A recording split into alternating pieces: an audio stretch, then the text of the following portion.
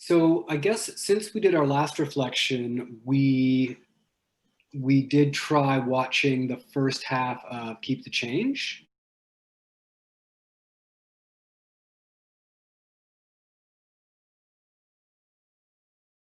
That we asked participants after the Keep the Change film in their reflection documents was to reflect on, like each of these folks had things about them that were, that were like strengths and things that would be potentially, quite attractive to a potential partner, the things that make them, you know, attractive, or the things that they could sort of focus on to put their best foot forward. And it was interesting. Certainly, the folks recognized that, even though this guy often makes, inappropriate jokes and jokes that might make people uncomfortable, at the same time, he's also very well dressed. He's, he cares a great deal about his appearance and takes care that he's, dressed well and neat and tidy. And he wears his sunglasses everywhere, and some people find that a bit of a but like he's aware of his image. Like, he's got an idea of what he wants to project in terms of, his appearance.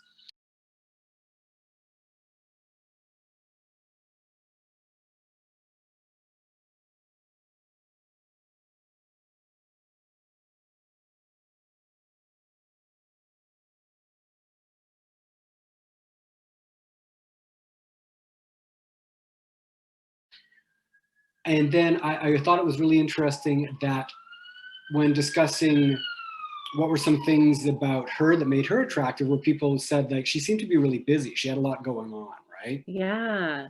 Yeah, And she had lots of interests. mhm. And that got me thinking about, the people who often, seem the most attractive are folks who are out there, doing stuff, living their best life, just like pursuing their interests and are sort of engaged and involved in the world, rather than kind of like waiting around for something to happen, or like, and this idea, it's sort of an old cliche, but I think it does really ring true that, the folks who are out there in the world doing stuff, um, and are engaged and involved and interested, just tend to be like more, they have more opportunities to meet other people, but as well, I think they're just maybe more attractive to potential partners because they're out there living their life. I agree. I agree. And I really think it's worthwhile to talk about that perspective of, maybe we do all have an underlying goal of like, I want to have a partner, or I want to Mhm. date, or I want to have a girlfriend. But to put that in a bundle with, these are all the other things that I'm interested in trying, and making new friends and going on adventures. And then if I happen to meet somebody when I'm out and about, one, that person might be like attracted to the fact that I'm out here trying something new and I'm out in my community. And also, if no potential partner comes along, I've still enriched my life in a really Exactly. nice way. Yeah, Instead of this, I will be happy when I get a partner, and until then, I will be doing nothing. that's right. Yeah, and because it's actually the other way around in most cases, I think. Yeah. Hmm. Yeah, and I feel like a lot of people struggle with that, right? Like, I'm Mhm. just so lonely, and I just know I'll be happy once I find someone to share my life with, and that's a fair grievance. Mhm. But it's hard to tell somebody, like, you have to find out how to be happy on your own first. There's a clip that I've put in for tomorrow's session that I'm like, maybe they're talking way too fast for like the participants to pick up any part of this, and I've just seen it a million times. Like, what would this be like if I was watching it for the first time? Right. Is that the one from Gilmore Girls? Yeah. Yeah. A benefit of that specific clip from Gilmore Girls is that their dialogue isn't really that important to what I want folks to take from the scene. What I want Mm. them to take from the scene is the fact that there's someone getting ready for a date, and her friend is there, like helping her get ready and pumping her up and telling her she's amazing, as opposed to them like chit chatting like at 100 miles a minute about nothing. But she is like experiencing nerves, and her friend's like, hey, slow down, it's okay. And so everything that happens before that is a bit chaotic, but the actual part that I want them to take away is a bit more clear.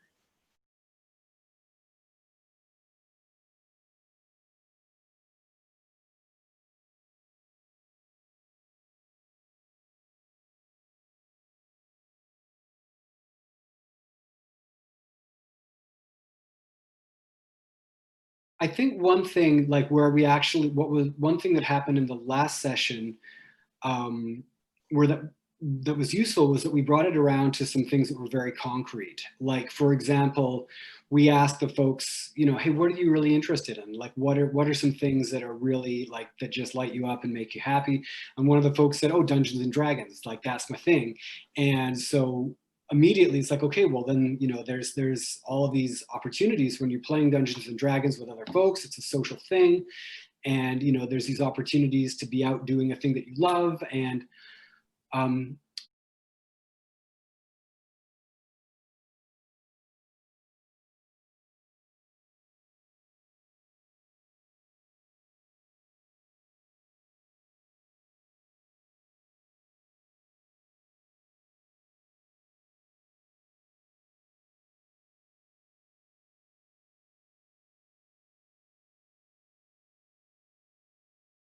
you know, then one of the other folks said, I'm really interested in my art and Yeah. my drawings. And we kind of were able to go directly from that to like, okay, so let's look right now at the meetup.com website and see, like, are there social gatherings right now, either online or in person, distanced, where folks who like drawing together get to you know, get together and do that stuff.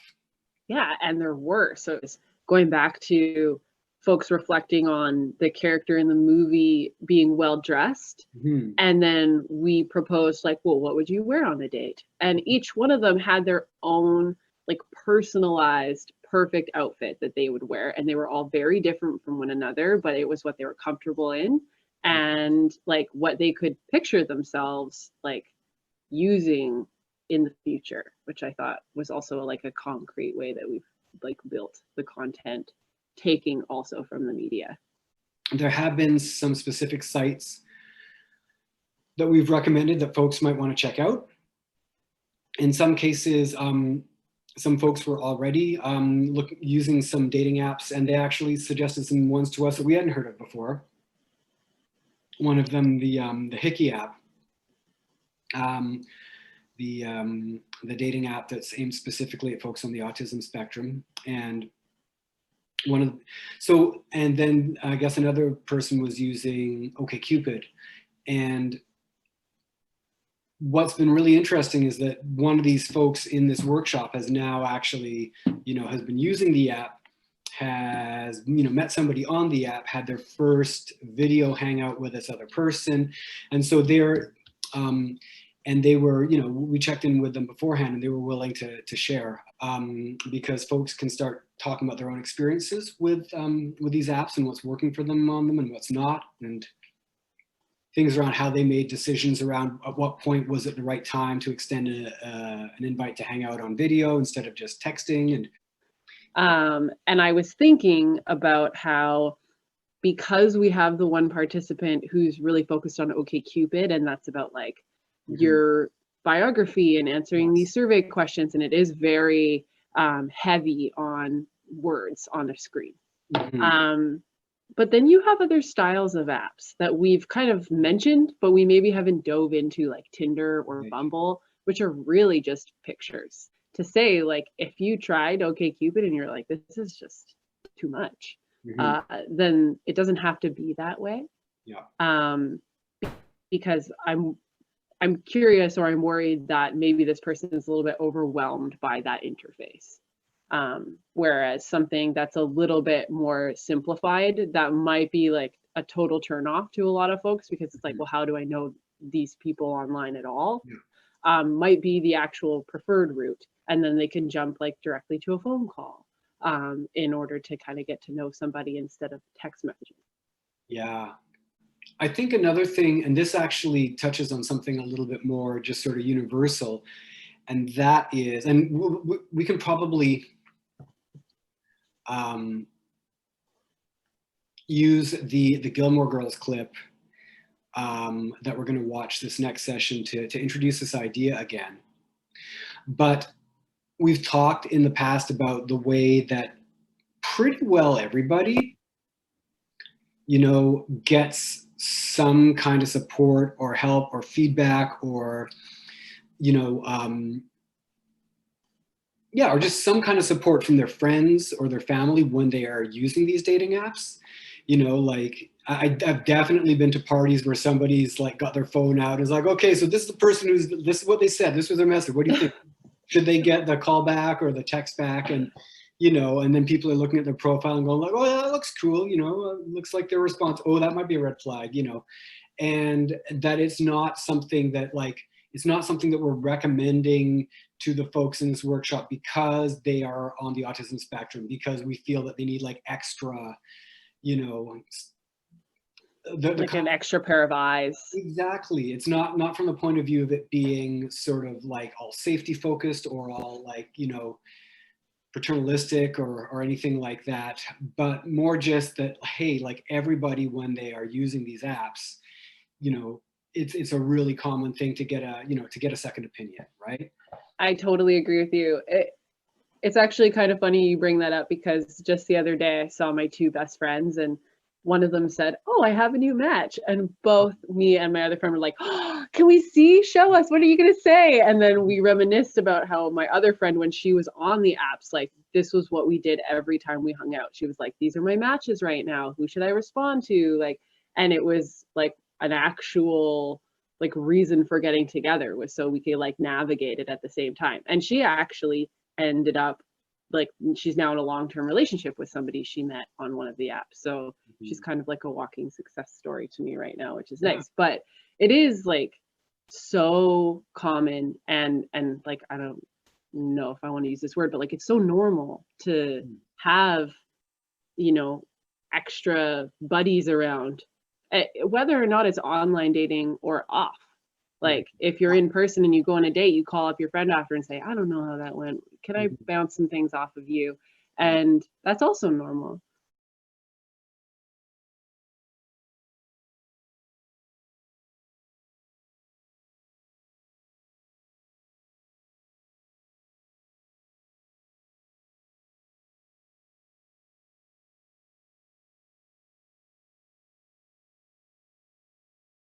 I've been thinking as well, like we do have one, support staff who's sitting in on these and just having a listen.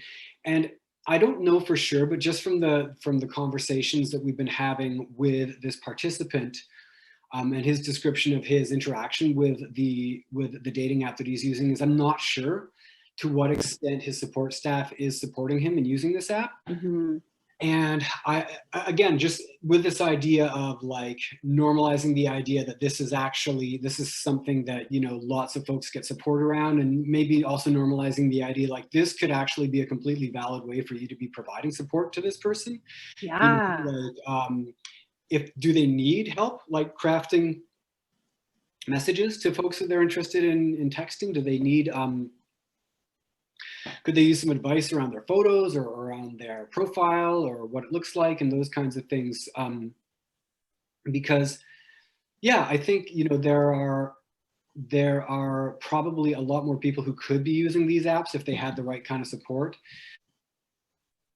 This support staff asked the fellow who had gone on, I think it was a Zoom hangout or a video hangout, at what point when he was meeting this person, did he mention that he was on the autism spectrum? And I think he said, I can't remember if he said it was like in one of his first messages or if it's actually on his profile. Oh, I think he said it's on his profile. Yeah. Like OkCupid is not designed for folks on the autism spectrum. It's just a dating app that lots of folks are using. So we do know that folks on the autism spectrum are using and finding dates successfully on Bumble and on OkCupid. So which leads me to believe that there are other folks out there who with the right support could be potentially doing so as well. Absolutely. And I think it's interesting seeing the difference between something like OkCupid or Bumble and Hickey, which is specifically for folks on the spectrum. And it sounds like from that participant's experiences on Hickey, it sounds like the dating pool on there is very small and most people are very far away, versus you probably have a higher chance of sifting through a lot more people to find somebody who's like-minded as you on one of these kind of general dating apps. Mm-hmm. Mm-hmm. Yeah, it's interesting. With any kind of app like this, you kind of have to get that sort of critical mass of enough folks on there to make it, an interesting, worthwhile place to go visit to look for dates and that kind of thing. So I have a hunch that like Hickey looks like it's probably got some more like a bit more infrastructure and support behind it than some of the other apps I've seen that are similar. Hmm. Maybe it's just that its layout looks a lot more professional.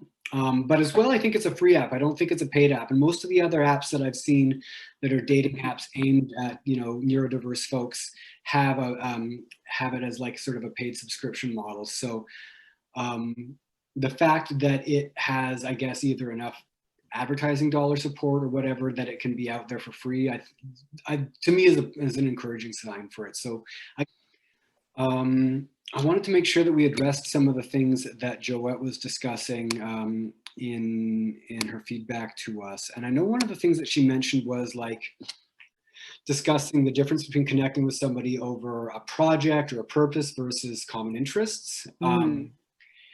And I don't think it's kind of one or the other. Certainly, like, and it doesn't necessarily have to be like a sort of grand, meaningful project or purpose. Like, it doesn't necessarily have to be around like a social movement or a political. Yeah, we're going to a protest. Yeah.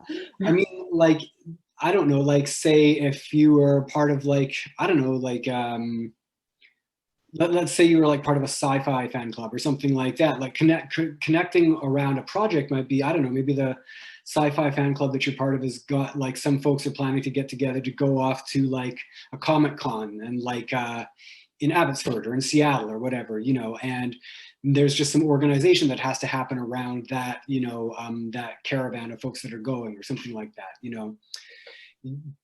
projects that have like that kind of common purpose and that kind of involvement. Like, I think what it does is it connections that form around those kinds of project or purpose can tend to be a little bit can be a little bit more resilient because there's been some shared struggle. Maybe there was like a huge problem, like maybe there was a flat tire in the van on the way there or something like that, and everyone had to figure out what to do, and like those kinds of things, like going through those things together. I know that in the literature regarding friendship formation, like those kinds of shared experiences, good and bad, and having gone through a process together, tend to build the connections. Yeah, obviously, I don't mean to make light of like volunteerism or like political involvement or those kinds of things, because those are definitely purpose-based ways that folks meet together and, and join and have, social time that's based around like a purpose. But, as I say, it doesn't have to be that. It can be like around an interest, but maybe there is maybe there is a purpose that interest group is also going to be pursuing. And so, I guess it's like more. what's coming to mind for me is I used to sort of support someone who's part of a gardening program. And so for a lot of it, you're just going and you're working on the community garden. But then, once a year, you have to kind of prepare the garden for winter. And it's this huge undertaking. And usually it's raining and it's like you're there for so many hours. But then like you have coffee and you're all kind of huddled and it's nice. And you do have this camaraderie that forms. Yeah. How we could alter that to go online. There's lots of like COVID support things right now. And also like getting, how there used to be all these like food donation programs that maybe can't happen right now. So people are altering them to like, we're collecting scarves or socks for folks on the downtown east side. But that isn't as like recreational. That's very much more like, volunteer activism type. Yeah, I mean, I know that a lot of the social opportunities that have come online, I think like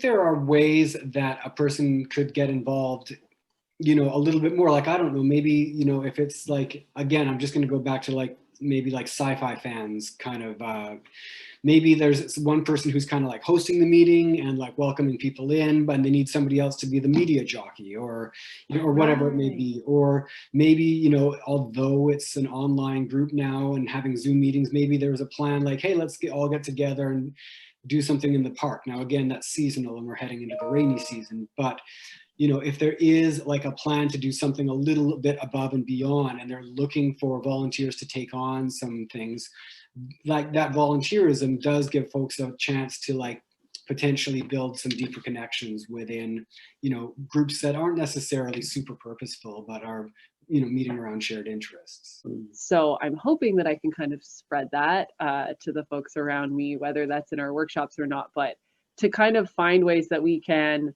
uh, have people connect online over these next few months, but know that like the weather will change, like it will come back. And if you start building relationships now, maybe by March, you might be ready to meet at a park.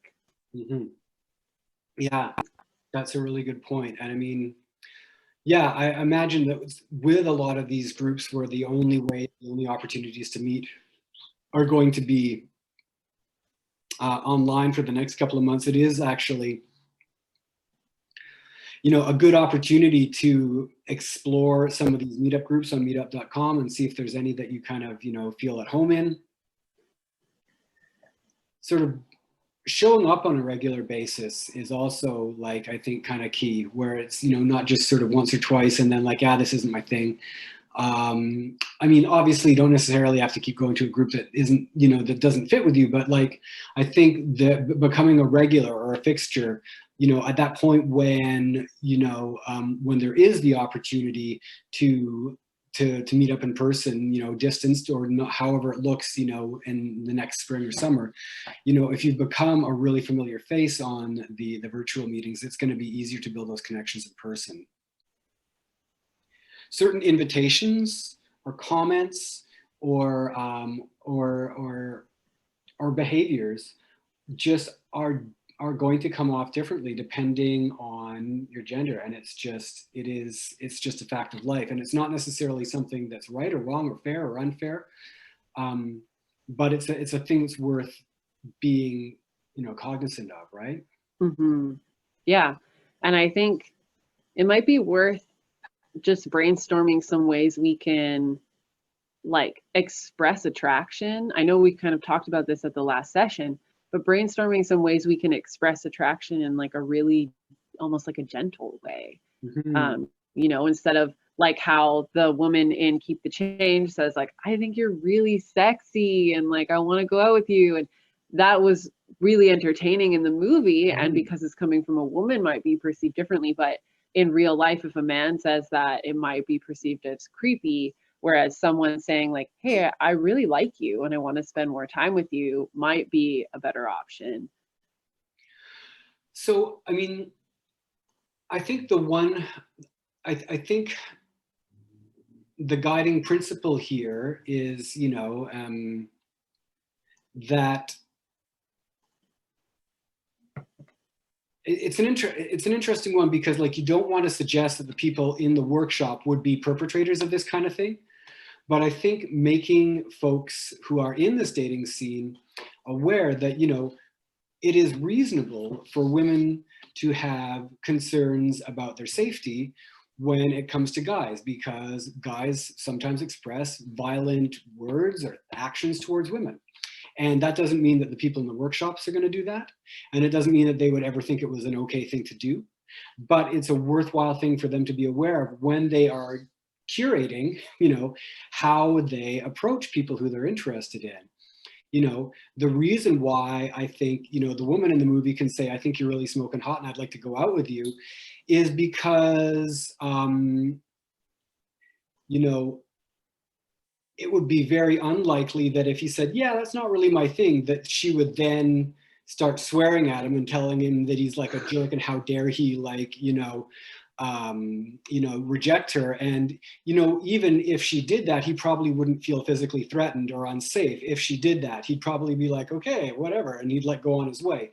But when that's flipped, you know, if somebody says, I think you're really smoking hot to a woman, and she says, yeah, I'm not really into you. And, you know, she might feel that if the guy gets upset and starts getting abusive in his language, that maybe that might lead to like to a physical threat against her. So like, and this is a very reasonable fear to have. And I know that it is a possibility that a man might become physically aggressive. All of our interactions and how we choose to express attraction need to be aware of that as a thing in the world, you know? It is on a woman's mind, in the back of their mind, if they're in a dating scene, no matter who they're talking to. And I remember we discussed this at a previous series, and it took some conversation to kind of have folks realize, like, we're not just talking about you as a group, we're talking about like the state of the world. In terms of like ways that guys could express attraction without always, not without wanting to paralyze people into feeling that no matter what they do, they'll be perceived as potential predators. I think there's like, I remember not in this workshop, but in the last workshop series, there was a person who was discussing, he was out at a restaurant with a friend of his, and he found the waitress attractive. And he started asking the waitress to give him her phone number. Because, and he was saying, hey, I think you're kind of nice and da da da da da. And, you should give me your phone number. And I think, I can't remember if he said that ultimately she gave him the wrong number or what it was, but it did not turn out that actual contact was made after that restaurant visit. And I think one of the things that we said that could have been like a really simple adjustment would have been like expressing to somebody, hey, I think you're kind of attractive, I'd like to see you again. That's not necessarily a bad thing if it's in a public place where, but I think a simple adjustment there might have been like, let me give you my number, right? And now the power is in her hands. Yeah. If she feels comfortable, she will reach out. And even just saying like, yeah, if you ever feel like phoning me, here it is. Then all of a sudden there's not a pressure on her. She doesn't have to make a decision in that moment. Do I think this person's safe? Do I think this person's unsafe? Do I feel comfortable enough with this person to give them my number? When you offer yours to the other person, yeah, as you say, the ball's in her court. She has as much or as little time as she wants to like weigh the options about whether or not she thinks it's a good idea. And that's just the thing that I think a lot of folks in that situation don't recognize, is that sometimes people will nod and smile and say, oh yes, absolutely, because they are concerned about what will the consequences be if I'm honest about like, actually, I'm not that into you. What happens next? So, and even the strongest people, if they feel like their safety is at risk, they're not going to be like, actually, no, sorry, this isn't going to work. They might just play along with it until they're home safe and they know that they're home safe. I think ways that a person can express attraction to somebody and do it in a way that is going to not seem like predatory or not seem threatening might be just, to in a very direct, like in a very honest way, just say like, hey, I think you're kind of cool. I'd like to hang out again. That's the one piece. And then the next piece is like, and if you'd like to, here's what you can do, like, I'm giving the person that option and not asking for an answer necessarily right then and there. Because if the answer is a yes, then that person might well just say yes right in the moment, right? And be like, yeah, totally, here's my number back, right? And if it's no, then they've got like, they can save face and be like, thanks a lot for your number. Yeah, maybe I'll give you a call. And if it's genuinely a maybe, then they actually really have that time to go and think about, am I a yes or am I a no? Which is totally valid, because sometimes we haven't decided yet, and that's fine too. Moving on, there was another one about how to turn online time into quality time.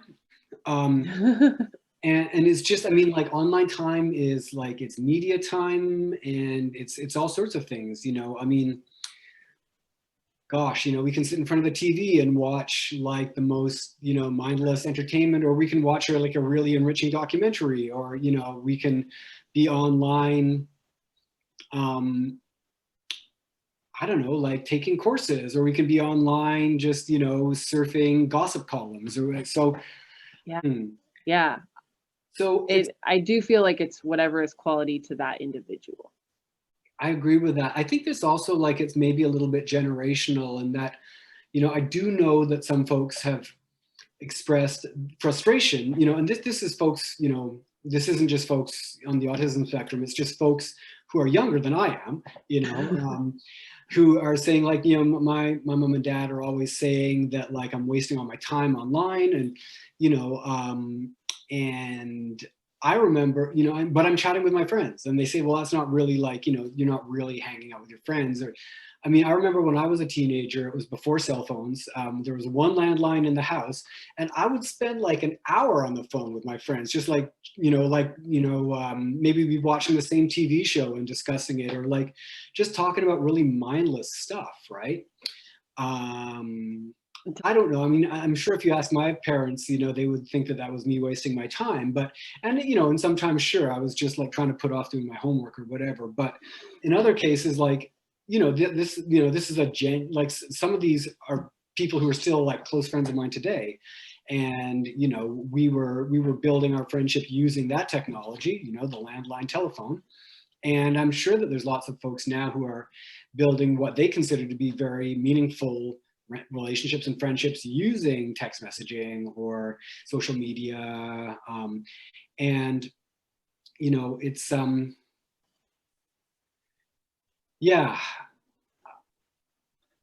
it's a really tough one, because like I feel like I'm going to be betraying my generational bias if I start saying like, oh, I don't think it's like a valid, you know, like that friendships or relationships or you know, correspondences that are using social media or this kind of technology are less meaningful or less valid or less important than in person, especially now with, you know, with COVID on, making in-person meetings just so much more complicated, right? Totally. I think maybe like if I mean, it also just all depends on what somebody wants to get out of their online time, you know? Hmm. If somebody wants to be sort of passively entertained by online content and they're not actually sort of looking to reach out to somebody, well, then that's going to be a different kind of experience than maybe, either texting back and forth or social media where you and other folks are commenting on things and like, you know, messaging back and forth. So if, you know, I think if someone's goal is connection, you can choose online formats and you can choose online, you know, experiences that are based around like conversing with other folks or commenting with other folks and not simply just sort of passively receiving content, right? I 100% agree. There's like a very big difference between like reading the comment section and like engaging in a group where there's actual discussion or prompts or a shared activity or, you know, something.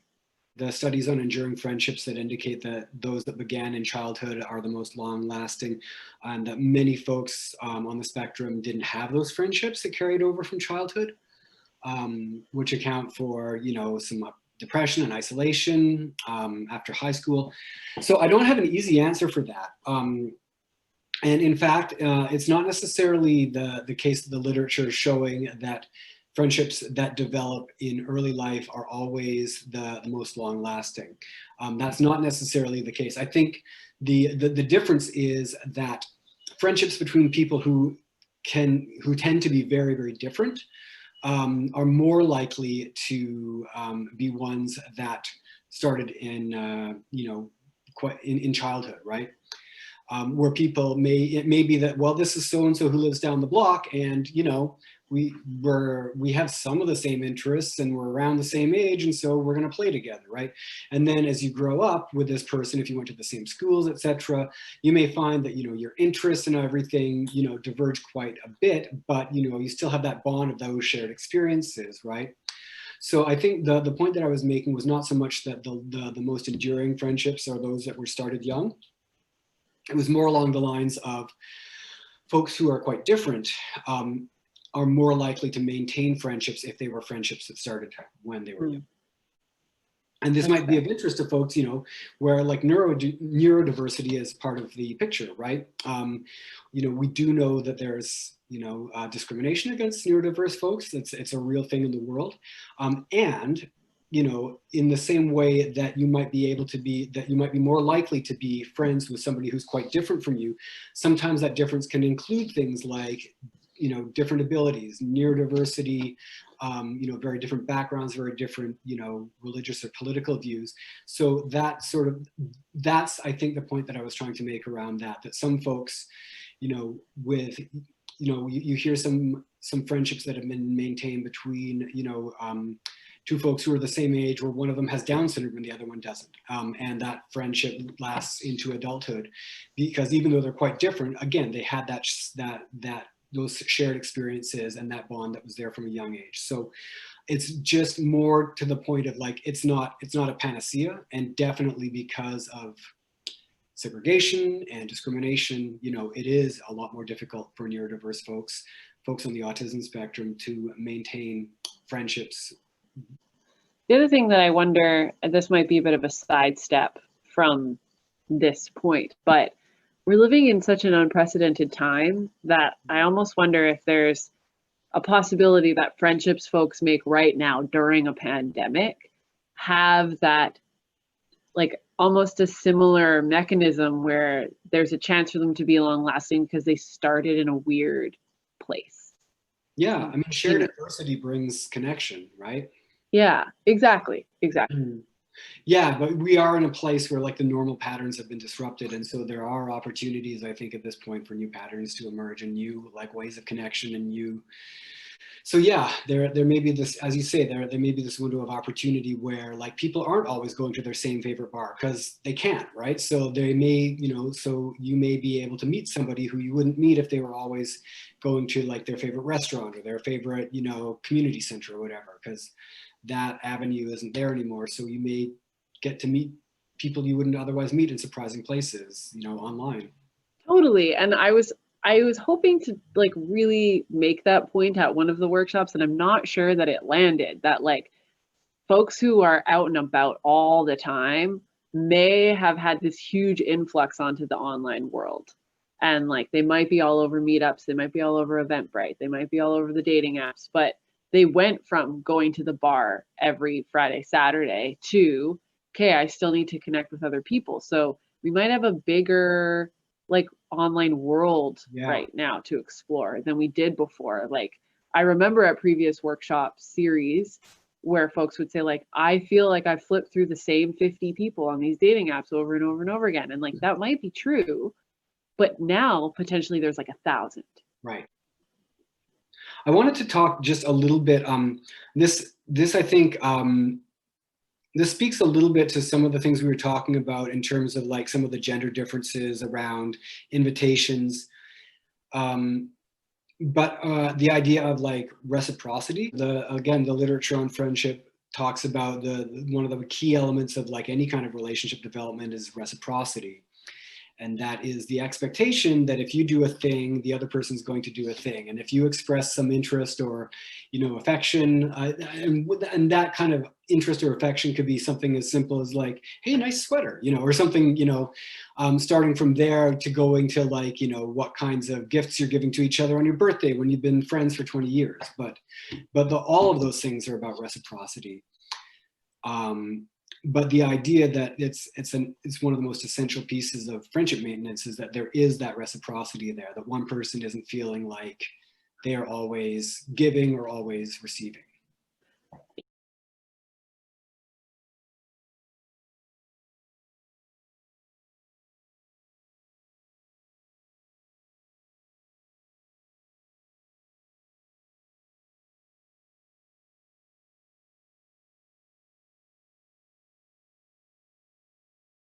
But when I think about it as being like a pendulum or like a swing, right? You know, and the way it swings back and forth. And I remember at the last series, we were talking about little mini invitations that we can do to gauge someone's interest. Like we gave that example as like, hey, I'm going across the street to get the whole gang, you know, coffee at Timmy's. Do you want to come help me carry the cups back or something? And like it's not like an invitation on a date yet, because that might be premature. But it's like, are you interested enough in spending time with me that you would come and help me do this little errand and spend 5 minutes of your life that you otherwise wouldn't spend with me? Would you choose to spend that 5 minutes with me?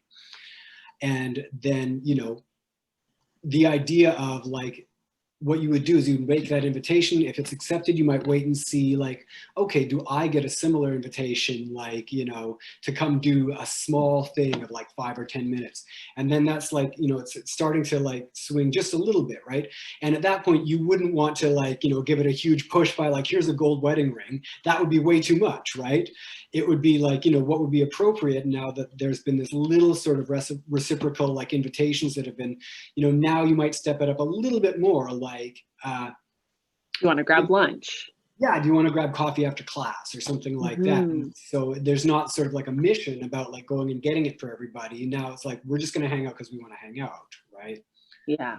And I like that so much, because I find so often when we frame dating, we frame it as like, you meet someone, you ask them on a date where you do this like thing, like dinner or the movies, and it's like huge, when really dating can be like steps, right? Like, I'm grabbing coffee.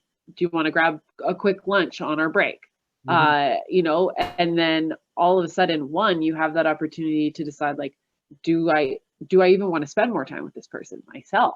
Whether or not they reciprocate, you've gotten to know them more, and you've sussed out whether or not you're even interested in asking them on like a full-on date. And it also makes it less nerve-wracking. Yeah. And as you say, these little steps, again, it's like, and usually it's like it's reciprocated and maybe like elevated just slightly as people like, move from being strangers to being friends, or whatever it is that their relationship's going to be if they choose into it.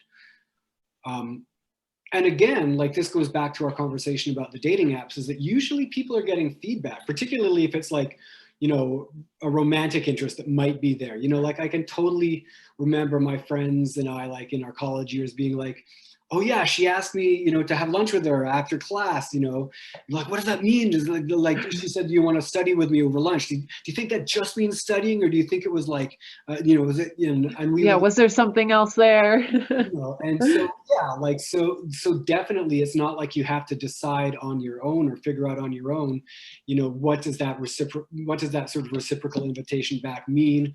What should I do next to follow it up if I'm interested? Again, we can get advisors and supporters and, other folks in our life to like give us feedback on that stuff.